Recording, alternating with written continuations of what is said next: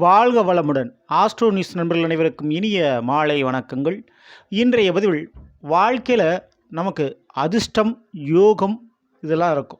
அதுதான் புதையல்னு சொல்லுவாங்க, சில பேர் லாட்ரி டிக்கெட்னு சொல்லுவாங்க, இல்லைன்னா தங்க யோகம், சொத்துக்கள் யோகம் கிடைக்கும். எப்படி இந்த மாதிரி யோகங்கள் இருக்கோ அதே போல் பாதகமும் இருக்குது. அதாவது எதிர்பாராத விபத்து, கடன் பிரச்சனை, இல்லைன்னா ஏவல், பில்லி சூனியம், செய்வினையில் மாட்டிக்கிறது. இப்படி அது எதிர்பாராதமாக நல்லதும் நடக்கும், கெட்டதும் நடக்கும். ஆனால் அது எப்போ நடக்கணும்னு நம்ம தெரிஞ்சுக்கிட்டா அதில் கவனமாக இருந்து நல்ல விஷயத்தை கை நழுவ விடாமல் காப்பாற்றிக்க முடியும். கெட்ட விஷயமா இருந்தால் தப்பிச்சுக்க முடியும். ஸோ அப்படிப்பட்ட விஷயத்தை பற்றி பார்க்க போகிறோம். மேச ராசியில் பிறந்த நண்பர்களே, உங்களுக்கு எப்பொழுது புதையல் கிடைக்கும்? புதையல் போல பண யோகம் எப்போது கிடைக்கும்? அதேபோல் செய்வினை, விபத்து, கடன் எப்பொழுது நடக்கும்?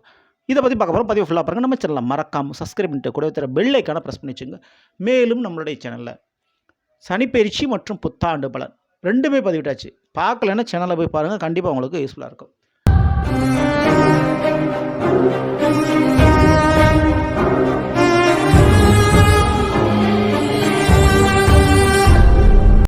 இப்போது மேச ராசியை பொறுத்தவரை ராசிநாதன் செவ்வாய் பகவான்.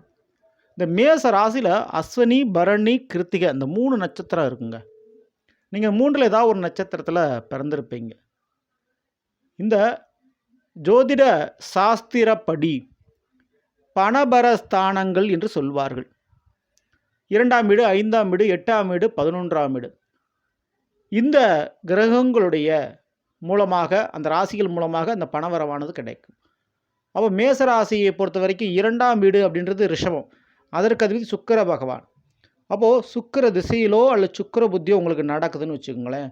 அப்போது குடும்ப ரீதியான சொத்துக்கள், பணவரவு, ஒரு வேலை தொழிலில் ஒரு சினிமா வாய்ப்பு போன்ற விஷயத்தின் மூலமாக ஒரு லாபங்கள் கிடைக்கும். அதுவே 5ஆம் வீடு அப்படின்றது மேசத்திற்கு சிம்மம். அதற்கு அதிபதி சூரியன். அப்போது சூரியன் திசையிலோ, சூரியனுடைய புத்தியிலோ அரசாங்க வேலை, கவர்மெண்ட் உத்தியோகம், அரசாங்க சம்பள பணம், அரசாங்கத்தினோட மூலமாக ஒரு லோன் கிடைக்கிறது. ஸோ அரசாங்க பணம் ஏதோ ஒன்று வரையிலும் உங்களுக்கு கிடைக்கிறதுக்கு யோகம் உண்டு. அதற்கடுத்து 8ஆம் வீடு அப்படின்றது விருச்சகம். அதற்கு அதிபதி செவ்வாய் பகவான். செவ்வாயினுடைய திசையிலோ புத்தியிலோ புதையல், லாட்ரி டிக்கெட், மறைமுகமான வேறு வேலை தொழிலால் பண லாபங்கள் கிடைக்க வாய்ப்புண்டு. அடுத்து 11ஆம் வீடு மேஷத்துக்கு 11ஆம் வீடு கும்பம். அதற்கு அதிபதி சனி பகவான். அப்போது சனி திசையிலோ சனி புத்தியிலோ இல்லீகல் மறைமுகமான வேலை தொழிலாலும் போன்ற லாட்ரி டிக்கெட்டு போன்ற விஷயத்தின் மூலமாகவும் பண லாபம் கிடைக்கிறதுக்கு வாய்ப்பு உண்டு. இது எப்படி சாத்தியமோ அதேபோல் இந்த 6ஆம் வீடு, 8ஆம் வீடு மற்றும் 12ஆம் வீடு. ஸோ இந்த 6, 8, 12 இதில் 8ஆம் வீடுன்றது பணபரஸ்தானம் என்பதால் பண லாபத்தை உங்களுக்கு கொடுக்கக்கூடிய வீடாக வந்துடும். அப்போ செவ்வாய் புத்தியிலோ செவ்வாய் திசையிலோ பண லாபம் கிடைப்பது உறுதி. ஆனால் அந்த 6, 12 இருக்கு இல்லையா? ஸோ இந்த 6, 12 அப்படின்றது உங்களுக்கு தீமைகளை மட்டுமே செய்யக்கூடிய ஒரு வீடாக இருக்குது. அப்போ மேஷத்திற்கு 6ஆம் வீடு எது என்றால் அது கன்னி. அதற்கு அதிபதி புதன் பகவான். அப்போது புதனுடைய திசையிலோ புதனுடைய புத்தியிலோ கடன் ஏற்படுறதுக்கோ, எதிர்பாராத விபத்துகள் ஏற்படுறதுக்கோ, நோய் பிரச்சனை உருவாவதற்கோ வாய்ப்பு ரொம்ப ஜாஸ்தி. அதேபோல் 12ஆம் வீடு மேஷத்திற்கு 12ஆம் வீடு மீனம். அதற்கு அதிபதி குரு பகவான். அப்போது குரு திசையிலோ குரு புத்தியிலோ விரைய செலவுகள், எதிர்பாராத பயணங்கள் மற்றும் இந்த ஏவல் பில்லி சூனியத்தில் மாட்டிக்கொள்ள வாய்ப்பு உண்டு.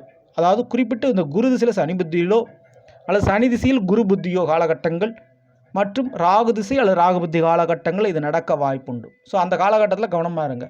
இப்படி தீமைகள் நடக்காமல் நன்மை நடக்கணும் அப்படின்னு நினச்சா மேசராசிக்காரங்க எப்பொழுதுமே உங்கள் ராசிநாதன செவ்வாய், அந்த செவ்வாய்க்கு அதிதேவதை முருகப்பெருமான், அந்த முருகனுடைய வழிபாடு எப்பொழுதுமே தவறாமல் பண்ணுங்க. கடன் இருந்தால் செவ்வாய்க்கிழமை வழிபாடு. அதுவே திருமணம் நடக்கணும்னா, பணம் காசு கிடைக்கணும்னா வெள்ளிக்கிழமை வழிபாடு உங்களுக்கு நல்ல யோகத்தையும் பலனையும் பெற்றுத்தரும். ஸோ இந்த மாதிரி வழிபாடு பண்ண நிச்சயம் உங்களுக்கு மாற்றம் உண்டு. இந்த பதிவு பிடிச்சிருந்தால் லைக் பண்ணுங்கள் மற்றும் ஷேர் பண்ணுங்கள். மறக்காமல் நம்ம சேனலை சப்ஸ்கிரைப் பண்ணி வச்சுங்க. அடுத்த பதில் சந்திப்போம். நன்றி, வணக்கம், வாழ்க வளமுடன்.